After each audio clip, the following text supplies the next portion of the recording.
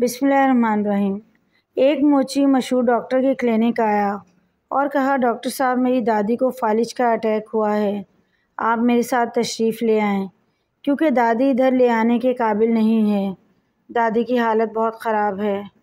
Doctor نے کہا، میری کلینک کی فیس 3000 روپے ہے، لیکن اگر کلینک سے باہر گھر جا کر مریض چیک اپ کروائے تو اس کی فیس 5000 ہے۔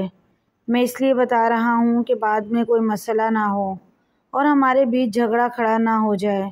موچی نے کہا، ڈاکٹر صاحب آپ پریشان نہ ہوں، میں آپ کو آپ کی فیس ادا کروں گا، آپ جلدی کریں۔ ڈاکٹر نے اپنی گاڑی نکالی اور موچی کو ساتھ لیا۔ مریض کو دیکھنے کے لیے تقریباً 20 کلومیٹر کا فاصلہ طے کرنے کے بعد موچی نے ایک گھر کے سامنے گاڑی روکنے کو کہا۔ ڈاکٹر نے گاڑی روکی تو موچی ایک گھر میں داخل ہوا اور پھر واپس نہ آیا۔ بیچارہ ڈاکٹر انتظار کرتا رہا اور جب انتظار کر کر کے تھک گیا تب دروازے کی گھنٹی بجائی۔ باہر ایک بوڑھا شخص آیا تو ڈاکٹر نے اس سے پوچھا کہ یہاں ایک بوڑھی عورت کو فالج کا اٹیک ہوا ہے، مجھے اس کا پوتا یہاں لے کر آیا تھا، مگر اب پتہ نہیں وہ کہاں چلا گیا ہے۔ بوڑھے آدمی نے جب یہ بات سنی تو ایک منٹ کے لیے خاموش رہا، پھر کہا، اچھا اب سمجھا، لگتا ہے دینو آپ کے ساتھ بھی کھیل کھیل چکا ہے۔ ڈاکٹر نے پوچھا کہ کون سا کھیل؟ آپ کس چیز کے بارے میں بات کر رہے ہیں؟ بوڑھے آدمی نے کہا، دینو ہر ہفتے شہر کی منڈی میں جاتا ہے اور کسی نہ کسی ڈاکٹر کو بیوقوف بنا کر اپنی دادی کا چیک اپ کرانے کے بہانے اسے اپنے ساتھ لے آتا ہے۔ اصل میں دینو نے اپنا کرایہ بچایا ہے۔ وہ گیٹ کے اندر داخل تو ہوا تھا مگر دیوار پھلانگ کر دوسری طرف سے نکل گیا۔ ڈاکٹر اس موچی کے خلاف پولیس اسٹیشن میں رپورٹ درج کرانے گیا تو تھانے دار نے ڈاکٹر سے 6000 کی رشوت مانگی۔ ڈاکٹر نے غصے سے کہا، ایک آدمی نے مجھے دھوکہ دیا، فراڈ کیا، اوپر سے تم مجھ سے رشوت مانگ رہے ہو۔ تھانے دار نے ڈاکٹر سے کہا، جناب آپ بھی تو ہر روز کسی نہ کسی کو بیوقوف بناتے ہیں اور کسی نہ کسی کی مجبوری کا فائدہ اٹھاتے ہیں۔ آپ 5 منٹ کے چیک اپ کے 3 یا 5000 لے لیتے ہیں۔ اب اگر کوئی آپ کو بیوقوف بنا گیا تو آپ کو کتنا غصہ کیوں آ رہا ہے؟ جیسا آپ کرو گے پولیس والا بھی آپ کو ایسا ہی ملے گا۔ اس حمام میں ہم سب ننگے ہیں۔ اس خدمت کے لیے اپنا پیٹ بھرنے کی فکر لاحق ہے۔ سردی کا موسم تھا، ٹھنڈی ہوائیں چل رہی تھیں۔ اس وقت پورے گاؤں پر گہرا سکوت چھایا ہوا تھا۔ حالانکہ ابھی شام ہی کا وقت تھا لیکن پھر بھی دور دور تک کسی آدم ذات کا نام و نشان نہ تھا۔ سب لوگ اپنے اپنے گھروں میں دبکے ہوئے تھے۔ وجہ معقول تھی، پچھلے کئی دنوں سے گاؤں میں چوریوں کی وارداتیں ہونے لگی تھیں۔ روزانہ کسی نہ کسی ایک گھر میں چوری ہو جاتی جس کی وجہ سے گاؤں کے سبھی لوگوں میں خوف و ہراس پھیل چکا تھا اور وہ سرِ شام ہی گھروں کو لوٹ جایا کرتے۔ گاؤں کے زیادہ تر لوگوں کا پیشہ زراعت اور مال مویشی پالنا تھا۔ بوقت ضرورت گاؤں کے سبھی لوگ ایک دوسرے کی مدد کرنے کے لیے ہر وقت تیار رہتے۔ اب کی بار بھی ایک گاؤں کے سب بڑے اکٹھے ہوئے اور اپنی مدد آپ کے تحت پہرا دینے کا فیصلہ کیا۔ پہرا دینے کے لیے گاؤں کے نوجوان آگے بڑھے اور الگ الگ گروپس بنا کر رضاکارانہ طور پر نمبر وار پہرا دینے کا فیصلہ کیا۔ گاؤں کے لوگوں کا یہ فیصلہ کافی اچھا ثابت ہوا۔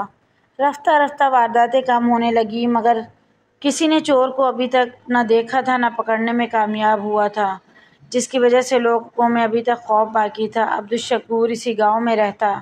فطری طور پر وہ انتہائی بزدل واقع ہوا تھا۔ سارا دن گلی کے نکڑ پر آتے جاتے بندوں سے معلومات لیتا رہتا اور رات کو مارے خوف کے اسے نیند نہ آتی۔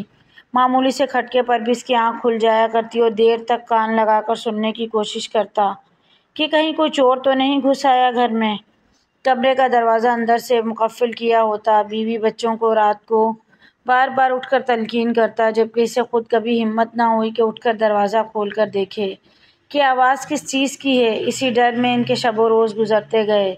ایک رات جب عبدالشکور گہری نیند سو رہا تھا تو کسی کھٹکے سے اس کی آنکھ کھلی۔ اس نے کان لگا کر غور سے سننے کی کوشش کی۔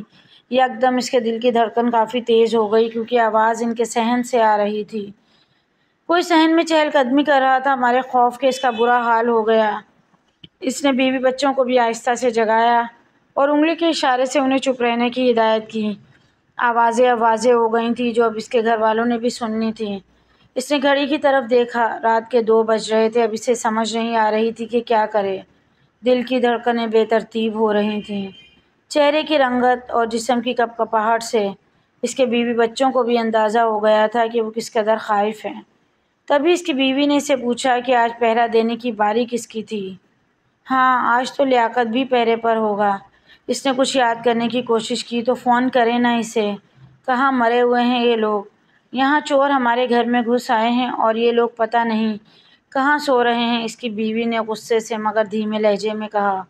عبدالشکور نے کانپتے ہاتھوں سے نمبر ملا کر موبائل کان کے ساتھ لگایا۔ ہیلو لیاقت، کہاں ہو تم لوگ؟ کہاں پہرا دے رہے ہو؟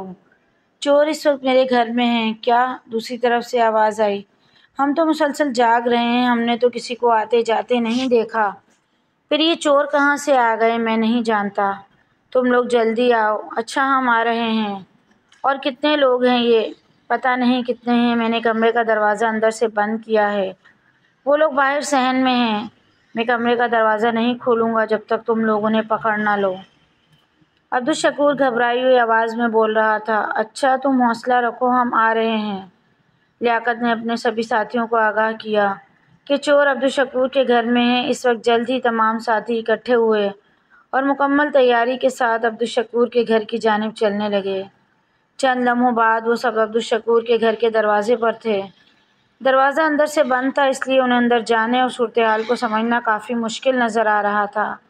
انہوں نے عبدالشکور کو کال ملائی کہ وہ اندر سے دیکھنے کی کوشش کرے کہ وہ کتنے لوگ ہیں اور کیا وہ اس وقت اندر ہی ہیں۔ جواب میں عبدالشکور نے انہیں اتنا ہی بتایا کہ آوازیں اب بھی آ رہی ہیں اور کمرے میں دروازے کے علاوہ ایسی کوئی جگہ نہیں جہاں سے وہ صحن میں جھانک سکے، اور دروازہ کھولنے کی اس میں ہمت نہیں۔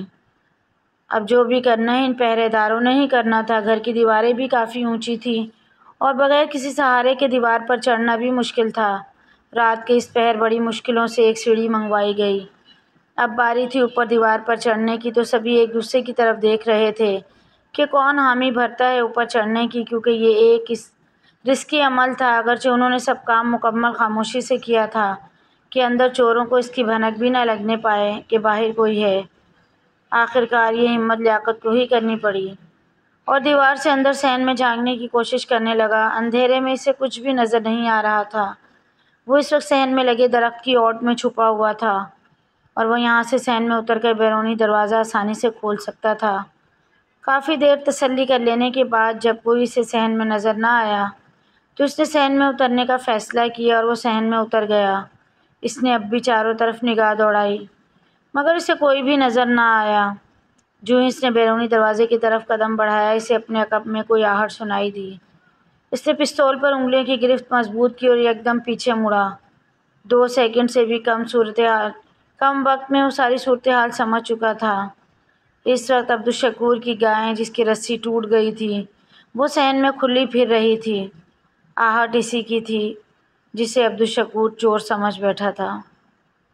مزید ایسی ویڈیوز کے لیے چینل کو ضرور سبسکرائب کریں۔ ویڈیو پسند آئے تو لائک شیئر کمنٹ کیجیے۔